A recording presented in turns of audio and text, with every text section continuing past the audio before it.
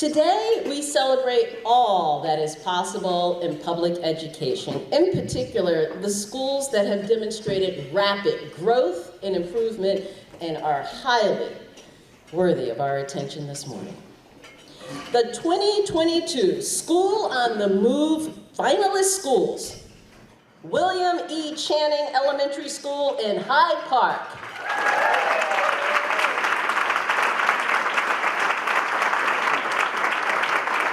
Gardner Pilot Academy in Alston,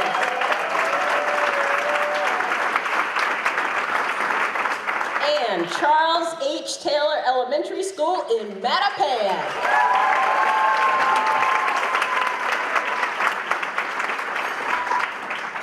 As you know, later in this program, one of these finalist School on the Move schools will be awarded the prestigious $100,000 prize. But this is undoubtedly a day that we celebrate all of the finalist schools and how each in their own way have shown what is possible. We're also going to hear this morning from Mayor Michelle Wu and Boston Public School Superintendent Mary Skipper. But first, as you may know, Edvestors is celebrating, marking 2 decades of partnerships, progress, and possibilities. Let's begin today with getting a little glimpse into Edvestors and what their work has been all about the past 20 years and where it is going. 20 years ago, Edvestors founders had a big idea to bring resources and partners together to get better outcomes for all Boston students. Today, this big idea has reached nearly all Boston public schools, impacted thousands of teachers, and touched the lives of tens of thousands of students. Driven by partnerships, progress, and possibilities, the pursuit of change on behalf of Boston students has guided Edvestors' work since the very beginning. I was one of those students. Growing up in Dorchester, my love for music and the arts was everything. Although I didn't know it as a kid, Edvestors was ensuring that I and thousands of Boston students like me had access to the arts like never before. Today, I'm a part of it, working with Edvestors to drive change in Boston schools. We spotlight improving schools, seed school-based efforts, and scale solutions for systems impact. We use strategic grant making, content expertise, and collaborative implementation to advance meaningful, equitable education for all Boston students. Progress is possible because of people, the dedication of educators and supporters who create the opportunities that will inspire students to dream and achieve. As Boston enters a new chapter with new city and district leadership, one word captures the moment: possibilities. For 20 years, Edvestors has worked to scale system-level change with equity at the center of it all. We choose to look ahead at the opportunities and the possibilities. Working together in partnership, we can drive the change necessary to ensure every student in Boston can activate their power and shape their future. I know it's possible because I've experienced it. Here's to 20 years of Edvestors and 20 more. Real change takes time, dedication, big dreams, and a big community. Boston students need you. Will you join us?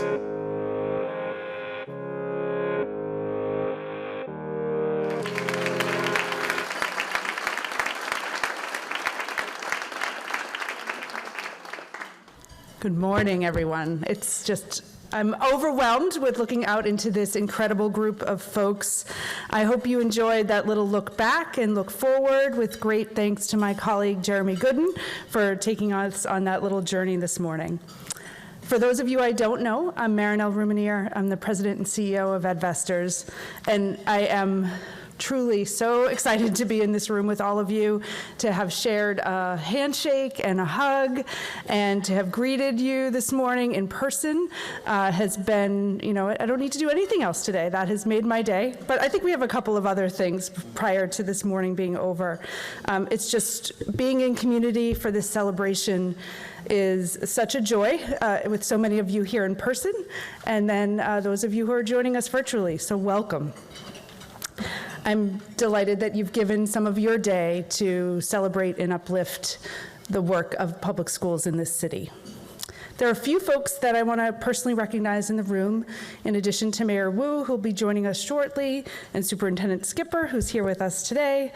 We have several elected and appointed officials with us this morning, starting with State Representative Rob Consalvo, and City Councilor Rusi Louis-Jean, who I think today is better known as a Taylor School alum. School Committee Chair Jerry Robinson, and School Committee members Brandon Cardet Hernandez, Lorena Lopera, and Michael O'Neill. So glad you could be here this morning.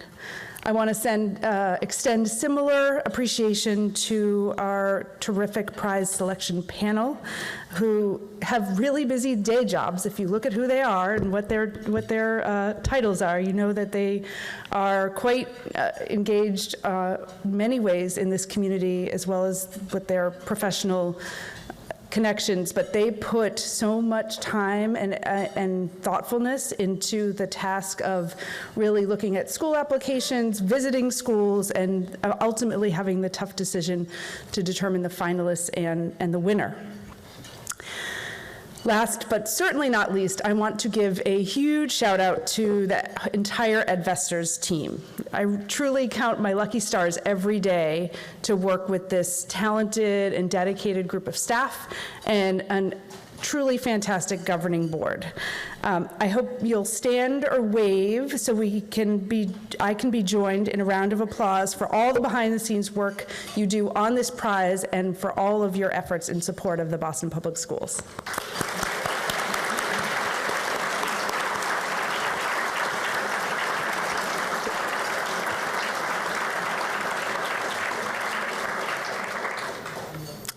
Edvestors partners with the full range of stakeholders, students and families, school leaders and educators, central office staff, and policymakers to drive improvement in public schools in Boston.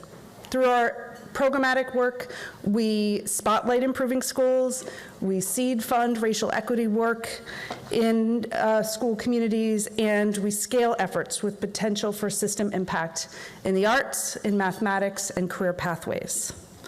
This morning, we get to focus almost exclusively on that spotlighting of the schools, of the educators, and of the leaders who create and continuously work to improve learning environments so that every child can thrive. By sharing the stories of Boston's schools that are on the move, we aim to help more schools improve.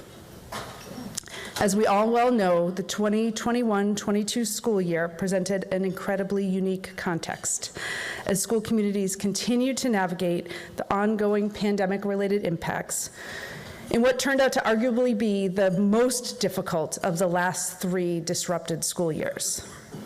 And so in light of that, we knew we had to change our approach to the prize last year. And we started by connecting with those leaders from schools and from the district who were closest to the prize to say, what do you think we should do? And they started with telling us what was important about the prize. They said the opportunity that it provides schools to be boosted and validated for the work that they do was critically important, and the degree to which it provides a different cut at the narrative we too often hear in the media about our public schools.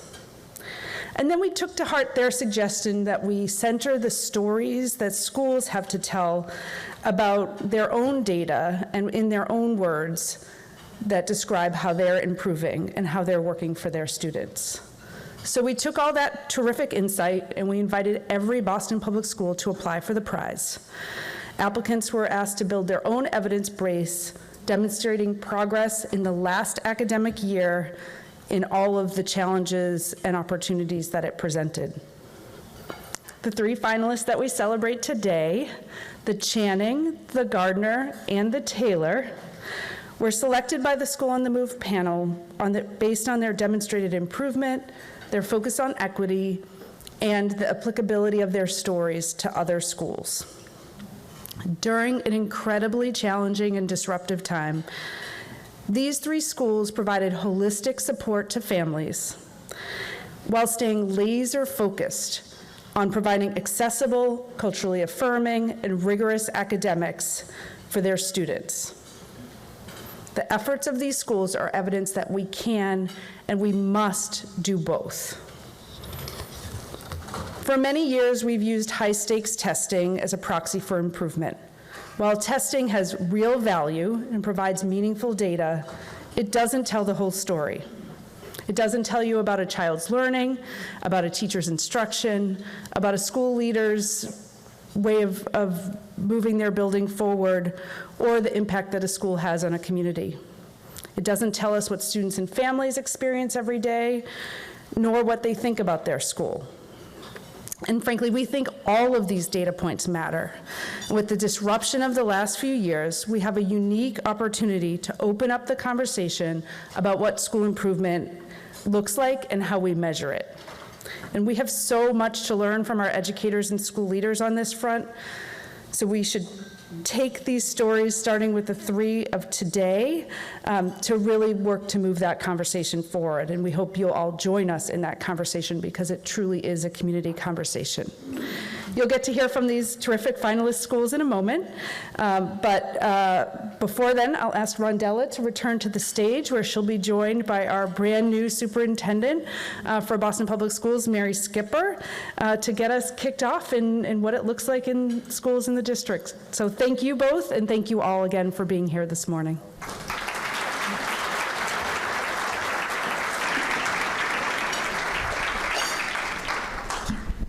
Thank you so much, Marinelle.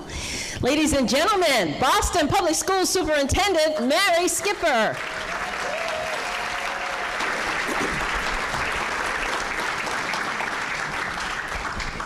I know you've only been here 4 weeks. I'm just curious. First impressions, what is your opinion of the state of public education here in Boston at this moment in time? So first of all, I appreciate being here and appreciate Edvestors. They've always been such a great partner, and this is one of my favorite events because every time I attend, it's nervous energy because you don't know who won, but you also know all 3 deserve to win, right? So it's that kind of really good nervous energy. So, returning, I think I'm filled with hope and optimism. The last time I've seen the alignment was probably a good decade ago, where we had what I would say the stars aligned. We have a mayor that is really serious and committed to giving the support needed to make our schools the priority in Boston. We have a school committee that is demanding student outcome and real data points to say we need to make change. We have a city council that's willing in the community to play a role of support. And we have the village of Boston, which is what you all represent. And that is our business community, our post-secondary community, our nonprofit and CBO community, all standing there saying, how can we help? So the last time I saw that was with everybody really pointed around the 49,000 students that we hold special and sacred every day in our hands in the BPS. It was about a decade ago with that kind of alignment. So I'm excited. I think that speaks to me to what the video did, which is about possibility, which is about potential. So I'm pumped and ready to go. Very well said. Clearly, a lot of work to be done. What are your top priorities? So we've laid out, a blueprint. I think, as we spoke about, the pandemic did a lot of resetting in not positive ways at all. And so we're really getting back to kind of a concrete blueprint, starting with rigorous academics for all students, for social emotional support, which we know our students desperately need, and adults need coming back from the pandemic. A lot of trauma support, coming back from 3 difficult years. Certainly school safety, and that is that every student can go into a Boston public school and feel safe psychologically and be physical. And on the facility side, taking advantage of the Green New Deal, one-time $2 billion investment to really upgrade our facilities and have them be able to support the kind of academic program of excellence we all want for our children.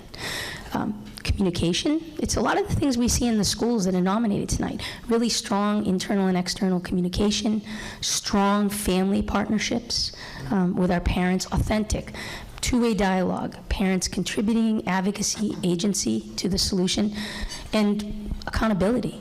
which I think we see in all three of our finalists, which is that they demanded no excuses, high expectation, high supports for the students that they serve. So that's our blueprint, that's what we're working toward. And I see, as I go out to the schools with excitement, I see our school communities embracing it. I see the hard work, our talented, passionate educators, despite the difficult last couple of years, are filled with energy, wanting to serve our young people. So I'm very hopeful that those priorities will play out well. I would like to think we are all part of the Boston Public School family. What do you need or want to see from the people in this room to support your leadership and our students? So one is the village, right? We are a village. We are a family at Day's End here in Boston. It is a small city. And so everyone in the room has opportunity to support. I think CBOs and nonprofits in the way like Edvestors is, and whether that's supporting them or being involved with them, the business community, we need to have strong career pathways for our students. We need to have tangible jobs and skills for our students that are coming out. So there's lots of opportunity in the business community. Our post-secondary's always played such an important, pivotal role for us. Early college, dual enrollment, all the kinds of things that are going to get rigorous opportunities for our students on campuses, and dream beyond that with our post-secondary. The other thing is, telling the good story of the BPS. At Day's End, we are the consumers of media. We are the consumers, every single person in here. What you demand, media responds to.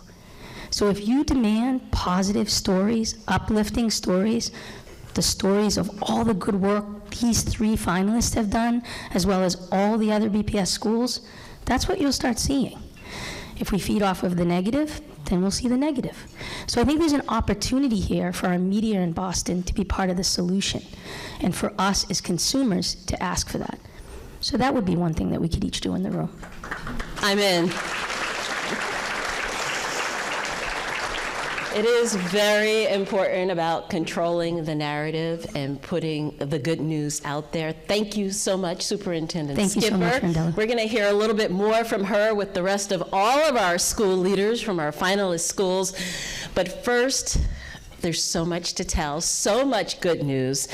Let's turn our attention to the screen and learn more about Channing Elementary School. Top 3 best things about Channing. The first thing I like from the Channing is when I walk in, I feel welcome because they say hi, hello. 2, teachers are always there to help students out with problems that they might not understand. The third thing I like about the Channing is their spaghetti and with the meatballs. That's my favorite. Welcome to the Channing.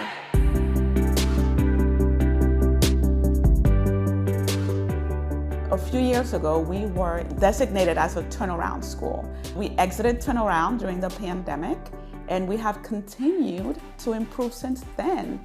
But we have to make sure that we account for what constitutes a whole child. And that's what is equally important to me, if not more important than simply state assessments. We have wonderful families. There is no big decision that we will make without getting families' input or collaboration.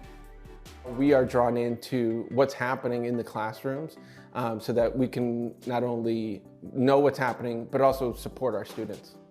Our families are the #1 reason that we continue to improve. Number 2 is really looking at data, analyze data, making sure that we are closing gaps among students who speak multiple languages, students who have IEPs, and different demographics. Teachers work so hard to see how invested teachers and students and families and partners are in making sure that Channing becomes one of the best, if not the best, elementary school in Massachusetts. Gives me so much life. Being nominated as a finalist for Channing means the world to us. It just lets us know that others recognize the hard work.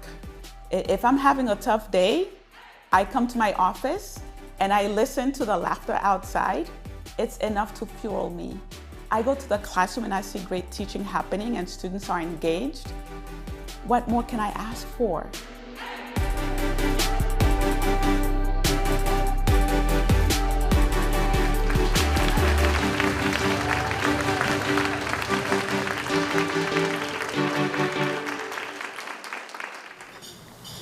Good morning. Just had to make sure I had my notes. I'm Myron Parker Brass, and I am the chair, I will say the very proud chair of the Edvestors Governing Board. And this is my first School on the Move morning as the chair, and so I'm delighted to be able to add my welcome and my thanks to all of you for joining us this morning. We do have several of our board members with us, and so if you could just wave, that would be great. We are glad that you are joining us this morning. So as a former leader inside BPS, I know the place that School on the Move has in the hearts and minds of our educators. It's a special place, and this morning allows us the opportunity that we don't have often enough to honor and celebrate the work of our educators for the amazing work that our school leaders, our staff, the teachers all across Boston do every day, and particularly over the last few years, which we all know have been difficult. Please join me in giving them a round of applause and thanks.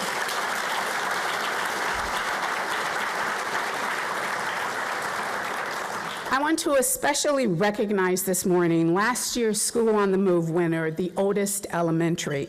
And I believe that Principal Paula Congalvis is in the room with us today. If you are, Paula, can you wave?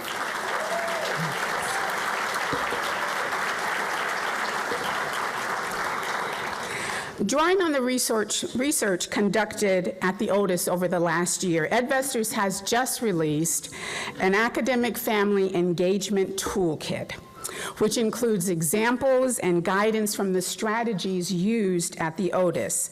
This toolkit is designed for educators to use and adapt, and we hope that you will join us in spreading the word about these research-based strategies. You can access the toolkit through the QR code in your program book, and we want to thank the Otis for sharing their story and their strategies for the benefit of all BPS schools. As you know, Edvestors' good work and the School on the Move Prize are made possible by the generosity of our supporters, many of whom are with us this morning, and we want to thank you for your continued commitment and engagement in education in the Boston Public Schools. I want to especially acknowledge, and we are grateful for, the many corporate, foundation, and individual sponsors of this year's prize. Your support helps us shine the light on the important work that is happening in BPS. And you can certainly find the full list of our sponsors either at your table and in the back of your program book. I want to acknowledge and thank our lead supporters of the prize, the James M. and Catherine D. Stone Foundation, Plymouth Rock Assurance Foundation, Fidelity Investments, Charlotte Foundation, Liberty Mutual Insurance, and State Street. And now it's time to hear from our next finalists, the Gardner Pilot Academy, in their own words. Gardner Pilot Academy is a special place because, 1, they make you feel included. 2, I love the teachers. They make me feel loved and heard. And 3, the soccer team, of course. Welcome to Gardner Pilot Academy.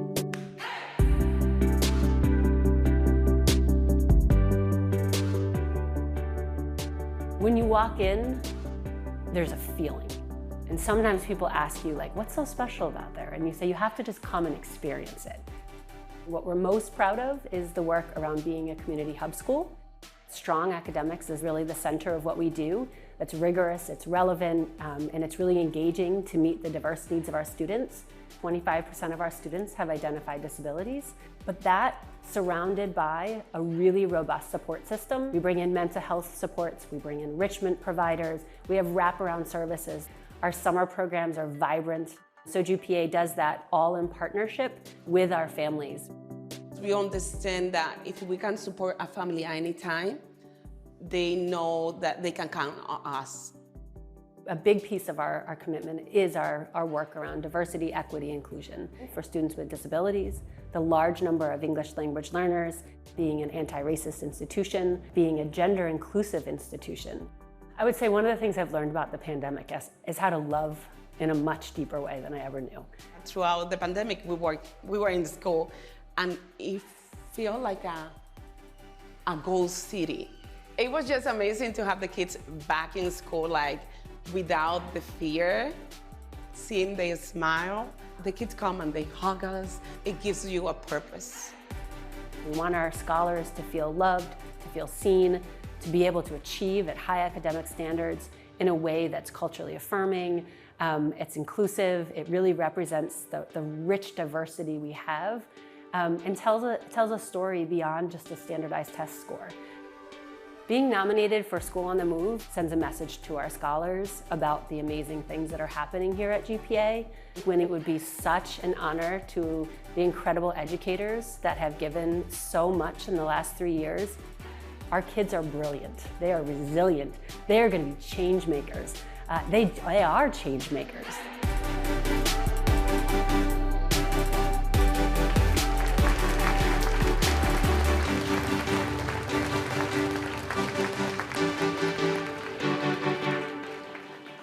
Well, good morning. Good morning.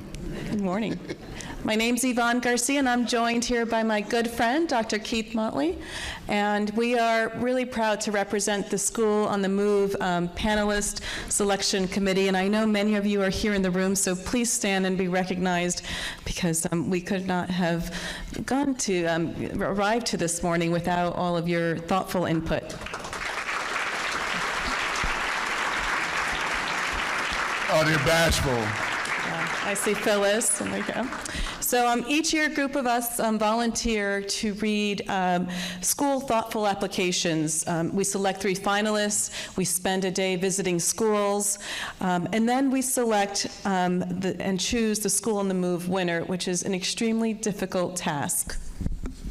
And so, I agree with you, Yvonne, but it's so great to be back here with you and all of you this morning. It's so good to see all of you and get those hugs. I know we're not supposed to and all of that, but I just couldn't help myself. I've served on this panel for a whole lot of years. When you serve a lot of years, you start saying decades. So I think it's over a decade that I've served on this panel. So every time you see me coming up here, it's either to announce the school, but it's always to let you know how much we need your support. And yes, I know every year, and even you all out in that virtual world, I know every year you've already given. Come on, Keith, why are you pushing us? We need all of you to be engaged in this process. These schools, all of our young people need our support, financial and otherwise, because I know many of you go into the schools. So let's just take a moment to do what's needed to support this important work of Edvestors. All of you in the audience here, you can pull out your cell phone and you can go down and you can use that QR code. I know lots of you have been using it for restaurants during the pandemic, so it's just as easy to do that for the menu that we have for you today, which is to pull together some finances to help. Now, we're also old school, so you can donate the old-fashioned way. You can pull out your checkbook. We take checks. I know, like my children say, they don't carry checks anymore or cash, but we take checkbooks or cash, or you can just fill out that envelope on your table and we'll find you. For those of you watching online, that was for you. Visit our website at edvestors.org to donate. Even the Girl Scouts have it figured out. When you walk by and say you don't have cash, they say, don't worry, we take Venmo. No excuse, ladies and gentlemen, no excuse. And really, no gift is too small or too big. Who won the luxury box at Fenway last year, by the way? Because Keith and I were wondering, because we didn't get an invitation. And I mean, 22 people, we couldn't make at least the last 2 invites. That's what I'm saying. Yeah. Who won it? Oh, they don't want to put their Oh, hands yeah, now that we said we didn't get an invitation. Yeah. But that was really generously donated by Mhoa Mifflin Harco, and it's back on the ballot this year. So please make your donation, and please invite us this year. So check out the other values that we have on our table tents on your table. You could also win a one-night hotel stay for two with breakfast. Wake up in the morning and have breakfast right here in the Westin. Copley Seaport Hotel will be offering a similar package. So you can choose the Westin or you can win the Seaport. And it's all courtesy of Fidelity Investments. And for the folks who love theater in the room, if you want to catch a show, the Lyric Stage is offering a membership for this season. You don't want to miss this opportunity while also supporting Edvestors' important work. Speaking of theater, I'm really glad that we do not have to wait for the mayor this year. Yeah, because last time we had the salsa together up here on the stage. We were trying to kill time, and we had a salsa, and finally the mayor showed up. But we were really ready to break out into merengue, too. Exactly. So, Dr. Skipper, you missed that, but it was something to see. So now let's come together as a community and support the work that's lifting up our schools. I'm glad to be a part of it. That's why we do it over and over and over again, and I know many of you do the same. So I hope that you'll continue to join us in this effort. Yeah, I agree. It is a true honor to be part of this really important work. And I would now like to turn over to a video to demonstrate the amazing work that another school in our system has, the Taylor Elementary School. Thank you. My school is the best school because 1, I have great teachers because they all teach in different ways. 2, going to gym to have a workout for my body health. Number 3 is we have a great principal. Welcome to the Taylor School.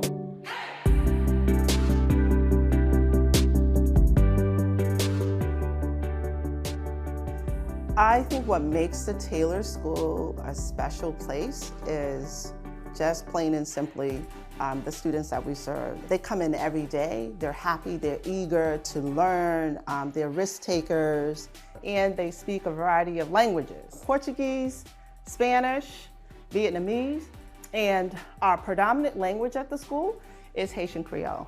If you were to walk into a classroom, you would see students engaged with each other, working cooperatively. We pride ourselves on partnering with families and building relationships.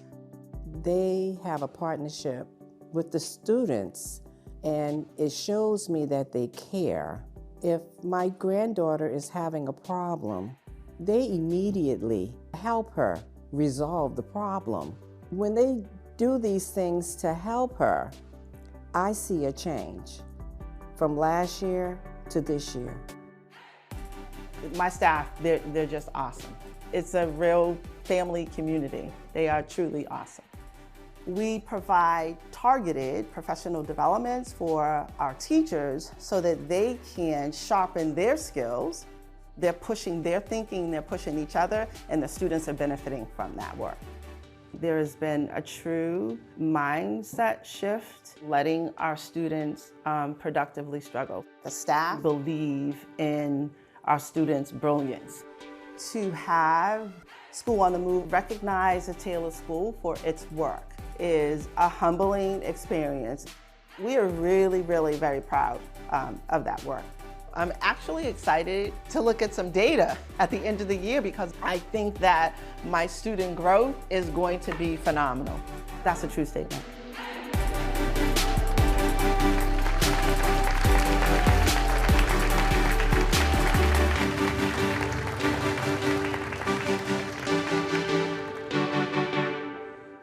I think we all have a moment that we remember from a teacher or a principal, and that's kind of part of in all of us, so just hold on to that as we continue through this program. I'm so glad we've all had an opportunity to learn a little bit more about our School on the Move finalists. I'd like to now welcome to the stage all of the finalist school leaders. Step right up, and Superintendent Skipper. We have Carlene Pagnotta, principal of the Channing Elementary School in Hyde Park. Erica Herman, principal of the Gardner Pilot Academy in Alston. Take a seat. And Jennifer Marks, principal of the Taylor Elementary School in Mattapan, all joining the superintendent.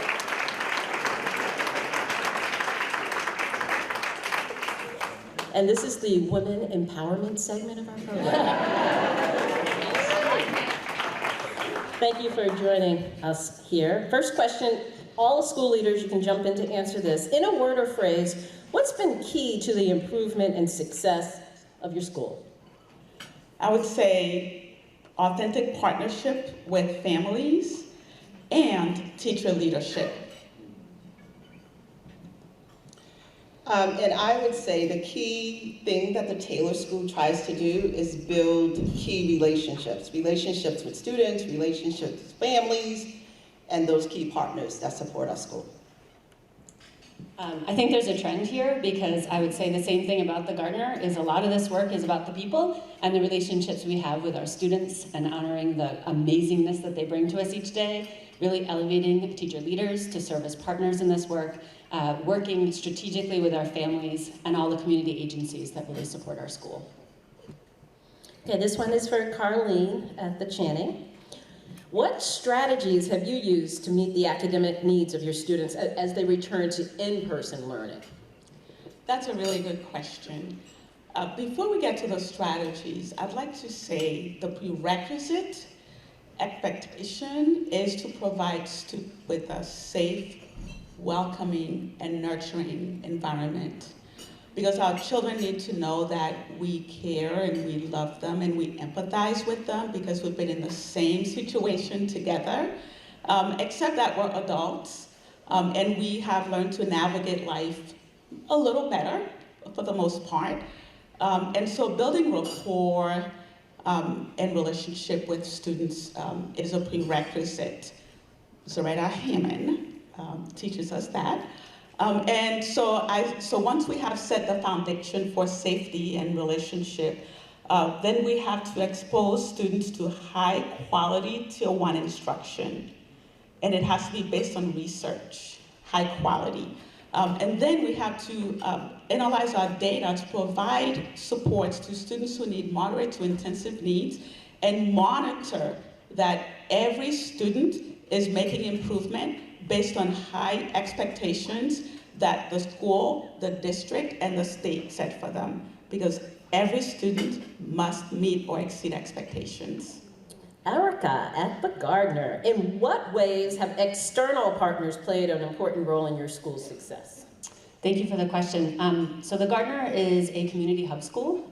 We've been working on this vision for the last 25 years, where we strategically partner with our communities and the families to really support our scholars' success. And so partners have really had a real impact in our school and strategically really making sure that they have a purpose and that they're coming in with real clarity about their role and working in true partnership with the school. So within the community hub school model, we have programs that start as early as 7:30 in the morning, go with our families, where we have an adult education program that happens in the evening, and we have a very robust summer program that is vibrant and really surrounded with our core instruction, as was talked about, that is culturally affirming, it's really rigorous and it's relevant to ensure all of our scholars are learning at optimal levels. So we're really excited about the community hub school model and the opportunities it provides for our students and our families. Okay, and Jennifer at the Taylor School, tell us about how the teacher teams have been a part of the Taylor's improvement story. So our school improvement plan is sort of started the same way, something that Principal Pagnotta just mentioned, around that Tier 1 instruction and starting, fundamental with a rigorous curriculum. And so what we've been doing at the Taylor School is providing time for our teacher grade level teams to get together, to look at standards and then pull those standards apart and engage with those standards as a grade level team. And then from there, once those teachers are grappling with the standards, We then provide targeted professional development from one of our partners to support the teachers for implementation with our students. And so it begins at that tier 1 level, what every single student receives at the Taylor School. So if you are a student that has an individualized educational plan, if you are a student that is learning English, an English language learner, we are looking at how do we provide access and opportunity for you into that rigorous curriculum. And so that's what the Taylor School is working on. Excellent. And last but not least, Superintendent Skipper, clearly these are all very highly effective school leaders. How can we kind of flip the script so it's not just a school on the move, but the district on the move? That's right. I think, the tenets that these leaders are all speaking to are exactly the type of best practice that we have to spread across BPS. When I step back and I look at the themes, whole child is clear in each of these schools. Academics as a center with social emotional support, strong family partnerships, good communication, accountability, all in service of rigorous academics. They are all in a very no excuse, targeted way, making sure that our learners who have been most marginalized, our Black and Brown students, our special education students, and our multilingual learners are all succeeding and have strong outcomes. And they're doing it in a village. They're doing it not by themselves, embracing their teachers, embracing their parents and grandparents and guardians, embracing their partners to do it. That's the model we have to spread across the BPS. And if we do that, we're going to have an amazing system. Absolutely. Thank you, everyone, for this conversation. So interesting. I think the bottom line is nobody up here says, well, that's not my job. You just get the work done for the kids. Today, we wouldn't be possible at all if we didn't have the support from some of our generous people joining us. Chief among them, the lead sponsors, Kathy and Jim Stone. Jim has served as the chair of the prize selection panel since the very early days. Please welcome Jim Stone to the stage.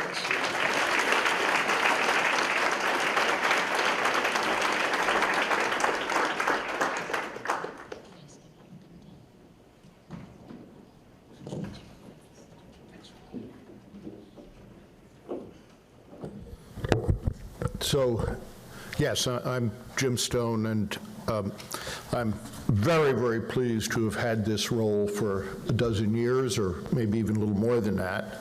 And it's my special privilege this morning to introduce our next speaker and guest of honor.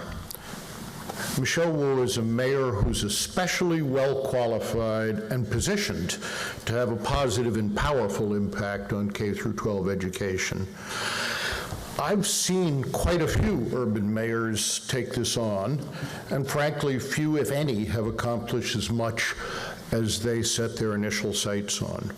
This is a mayor who I believe can break that mold, as she has broken several traditional barriers before on the city council, and an even more formidable one in getting to her present job. I don't need to repeat much about the mayor's background here. Most of us learned that remarkable story during the campaign. I'll just say this. Michelle Wu was born to Taiwanese immigrant parents. Her first language was Mandarin. She learned English fast, but then had to serve as the language interpreter for her family. And nonetheless, she managed to become valedictorian of her high school class and a U.S. presidential scholar. She next got accepted to Harvard, where she earned an undergraduate degree in economics and a graduate degree at Harvard Law School.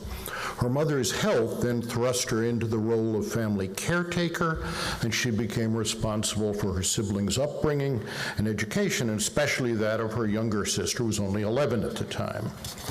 It's clear that throughout her life, education has been a theme at the top of her list of priorities.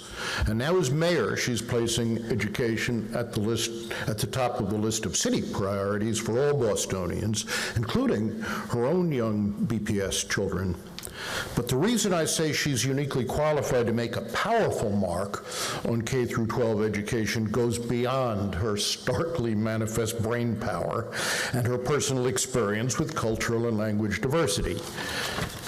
She's a bold thinker with a big mandate. And that's a rare combination in American politics, rarer than most people think. Her mandate comes from her having won her mayoralty race by nearly 30 points, the largest margin in about 40 years. People love her, and her popularity gives her unusual political strength. Her boldness is illustrated by the fact that in her first year on the job, she's already created a new Office of Early Childhood, announced a $20 million investment in Boston's universal pre-K program. She's laid out a $2 billion plan for a much-needed overhaul of BPS facilities. She's hired a new superintendent you've just heard from. That superintendent has experience, local knowledge, and vision. And when the mayor speaks of equity, access, accountability, transparency, and collaboration with teachers, parents, and neighborhood, she means it. Similarly, we should listen carefully when she says she'll bring the full palette of resources of our city government to the task of upgrading educational quality, addressing stubborn societal issues that go beyond those ordinarily considered the domain of the school department. It isn't easy to bring academic excellence to an urban public system these days, but I've always believed that our democratic model of government cannot work without it. The best engine for economic competitiveness in the world and the most essential safeguard against a dangerous venal government is an educated public.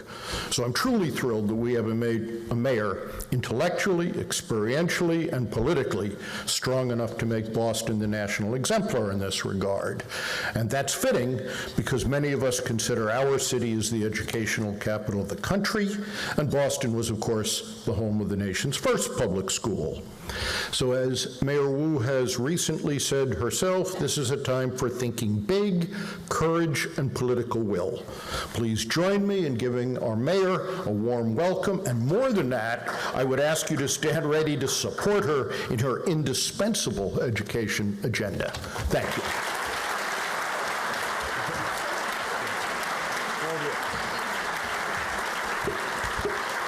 Good morning, everyone. I am so delighted to be here. Thank you so much, Jim, for all of your leadership and for a very, very kind introduction. It's clear that the ethos of this room is that if you have to, as Ms. Pignato was saying, set expectations that the students will meet, and so Jim is setting expectations that making clear what we need to do as a city, and I stand ready to meet those as well. I am here as a proud representative of various city agencies whose work is shaped every day by what happens in our school system and with the supports that are possible for our young people and their families through the work that happens in BPS. I am here as a fangirl of Superintendent Mary Skipper and so grateful that she was willing to come back to Boston to serve in this role at this very needed time. And I'm here as someone who is so committed to the state of our Boston Public Schools that last night, as we were working on the first research project for second grade, we pulled out glitter to complete the drawing for nocturnal animals, and now it is all over the house, as imagined. And my boys, who are 5 and 7 now, are thrilled every day to be able to go to school. They're exhilarated when we pick them up at the end of the day. They deeply love the environment at their incredible school. So hats off always to the Sumner and the incredible teams and staff members there. And they're just soaking in what our educators and all of our young people across the district are leaning into right now. After a time of such difficulty, after being apart from each other for so long, after having to learn to navigate all the ins and outs and then mute buttons and remote, and now just being back in the classrooms is such a relief, but also in some ways surfacing of so much that we have all experienced, and that really, there's no place where that is seen in more intensity and more frequency than in our Boston Public Schools classrooms. And so more than anything else, you all are helping to stitch our communities back together right now, and we are so grateful for that. Thank you, Marnell, and to the entire Edvestors team. This has been a wonderful, wonderful highlight every single year for the city of Boston, and to Jim and Kathy and everyone who's been involved with helping to sift through the many amazing stories within our district, to land on finalists, to make these hard final decisions. Thank you for highlighting what those of us who are in schools all the time see every day, that there are amazing things happening in each one of our Boston Public Schools, that there are young people who just blow me away every time I have the privilege and delight to visit a classroom. They're also, speaking of expectations now, more and more whenever I visit a classroom, there's a, what should the city of Boston do? What should the mayor do project that has been right there? And I come back with a list of things, like many of them we're already working on, affordable housing and jobs and climate, but the other day we were, I forget which school it was, we were visiting when the project was also included more grocery stores, was a takeaway for me as I think about what we need to do. I want to acknowledge my colleagues in the room who are serving in elected office, who do this work at all levels of government and are pouring themselves into the future of our young people in our city as well. And so please just wave me down if I don't get you. But the list I have from folks who are here, and I think I see State Rep Rob Consalvo in the room, my state representative. Thank you, Rep. City Councilor Ruti Luigen, I'm told is here or was here. Are there other electeds that I'm missing? Okay, thank you all for your service and for representing city and state government. I want to, of course, thank our superintendent. I want to thank our school committee chair, Jerry Robinson. Jerry's in the house. There's never a conversation that goes by that Jerry doesn't ensure that our littlest learners are right at the forefront of how we're planning and thinking, and I'm so grateful to her for so much steadfast leadership and guidance for me, and new in my role. I'm told that school committee members Brandon Cardet Hernandez, Lorena Lopera, and Michael O'Neill are also here. Thank you everyone for your service, our school committee. Boston Teachers Union President Jessica Tang, thank you for your leadership and always being present and with us at schools with Dougie and the team. I want to acknowledge and just lift up the incredible work of our relatively new Director of the Office of Early Childhood, Kristen McSwain. Thank you for your leadership and for all that you're already doing to ensure that we plan for that full spectrum of a young person's life within the city. Our Senior Advisor for Youth and Schools, Rebecca Granger. Where's Rebecca? Thank you.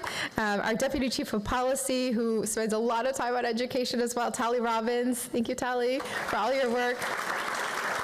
And congratulations, of course, to Principal Pignato, Principal Herman, Principal Mars for all that you are doing and all that you are showing is possible within our district. Not only is it making a lifetime impact on the young people in your classrooms today, but really setting the example for what's possible within the city of Boston. This is a time when we need all hands on deck on so many of our issues, and it can feel quite daunting or overwhelming at times to think about the depth of need that our community members are facing. News this morning about Boston's housing prices continuing to outpace the rest of the country.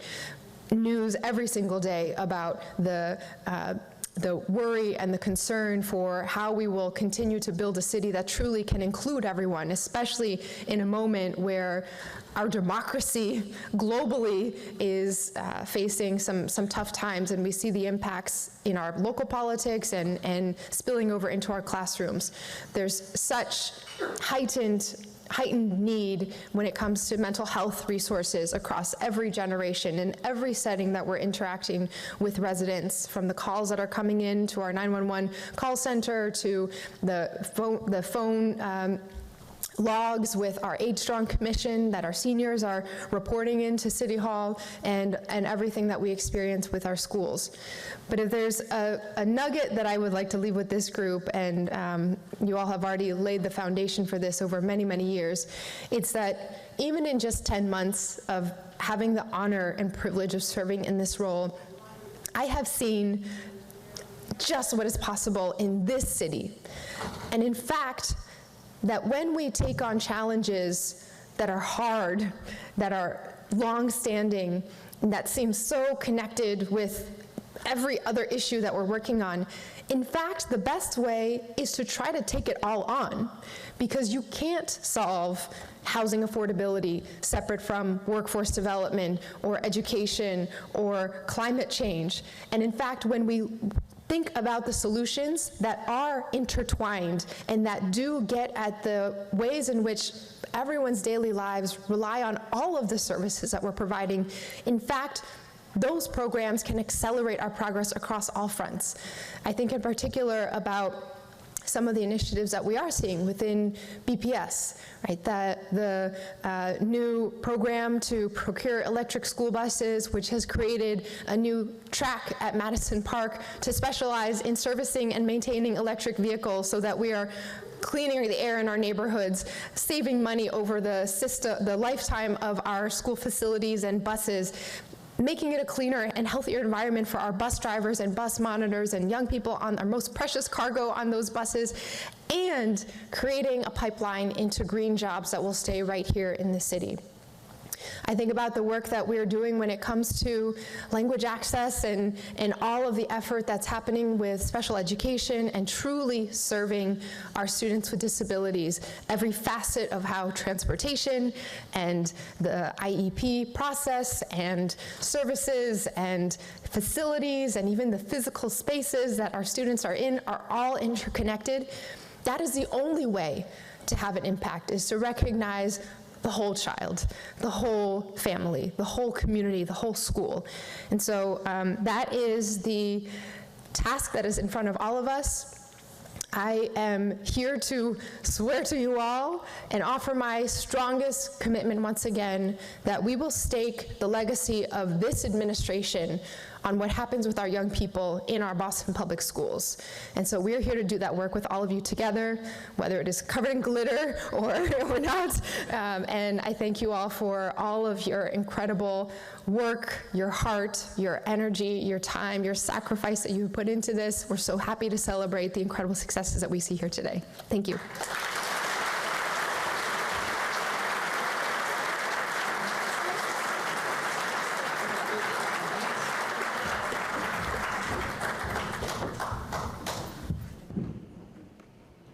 Thank you, Mayor, for your clear mandate and inspirational words. Are you guys excited? I have the envelope. I'm so excited. Okay, before we announce the School on the Move prize winner for $100,000, we would have the mayor stay on stage, and we're going to ask Jim Stone to step up, Superintendent Skipper, come on up here, Marinelle, Chair Robinson, please join us up here. Myron Parker Brass and School Committee Chair Jerry Robinson all step up on the stage. And before I do the big thing, we are going to have a surprise announcement from Marinelle. Oh. Please. So while we're assembling, I just want to share, first of all, Carlene, Jennifer, Erica, you now will have deep sympathy to the folks, at the Oscars, as they have at least we don't have a camera in your face, but because of your incredible work, you truly all are winners because you're winning for your children in every day, and because of that incredible work, we have news that just came in that an anonymous donor has increased the finalist prize from $10,000 to $20,000. So just a little symbol of what's to come. Take it away. Thank you. Once again, all three schools so deserving, and that little prize, big prize, shows it. Are you guys ready? Yeah. Okay, we don't want to screw this up, so we're going to put the glasses on. The 2022 Edvestors School on the Move prize winner is Gardner Pilot Academy.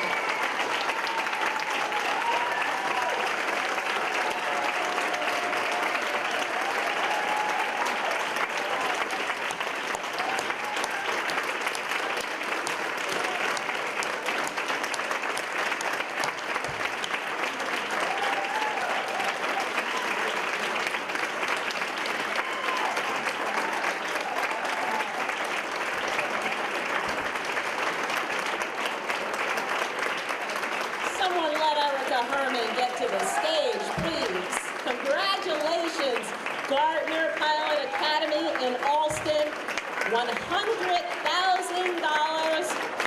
the 2022 School on the Move.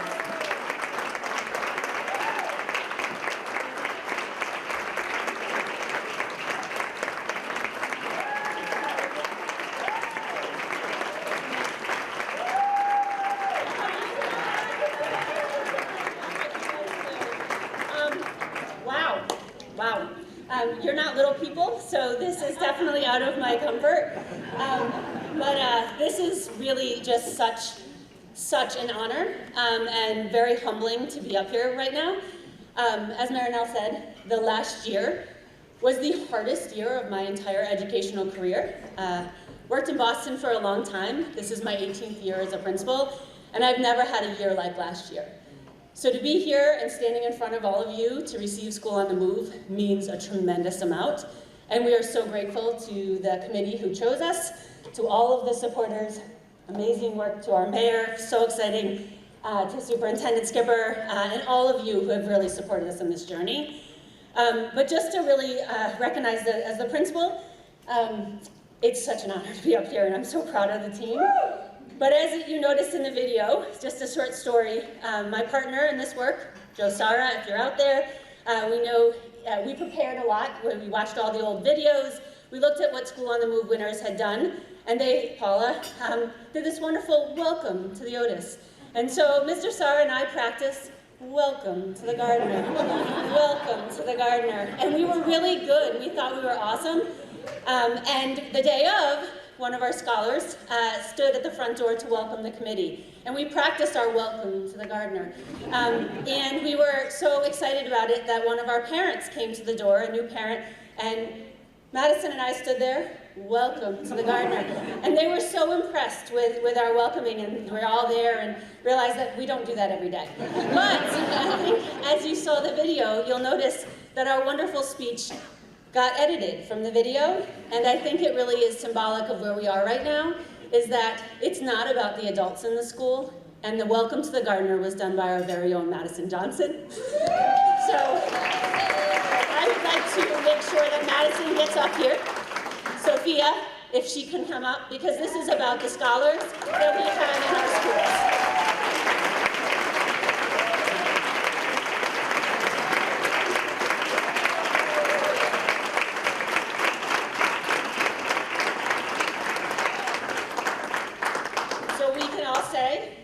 Welcome to the Gardner. Welcome. So this is really big. I didn't tell you.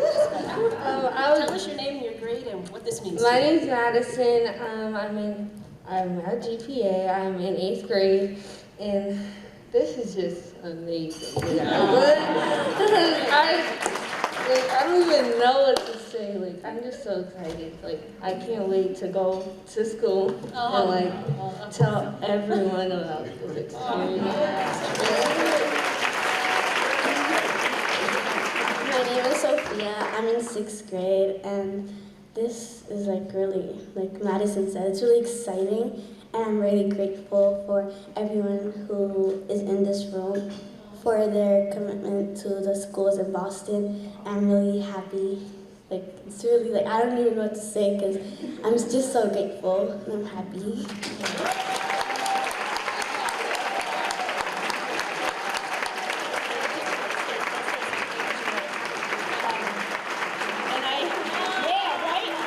But I also think it's really important that while we have our scholars here, and as all of the finalists said, we also have some of our families here. And so to all of our families, I'd love to have you come up, all of our GPA faculty. And I know we don't do anything small, so GPA, Team GPA, it's not about one person, it's about all of us. So get up here so you can take your pictures too, because you are all here to be celebrated. They're amazing. While you guys are joining us on stage and we're going to take a few pictures, I just want to close up by saying congratulations.